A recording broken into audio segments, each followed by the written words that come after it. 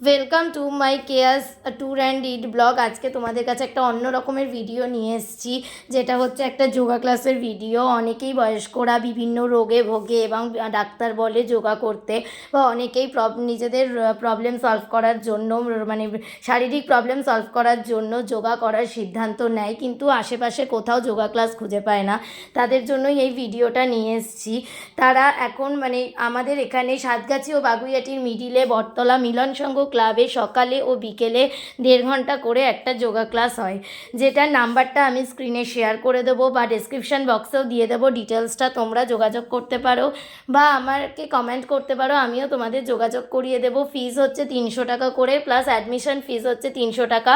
প্রথমে তোমাদের দিতে হবে 300 টাকা, তারপরে মাসে মাসে আবার 300 টাকা করে দেবে।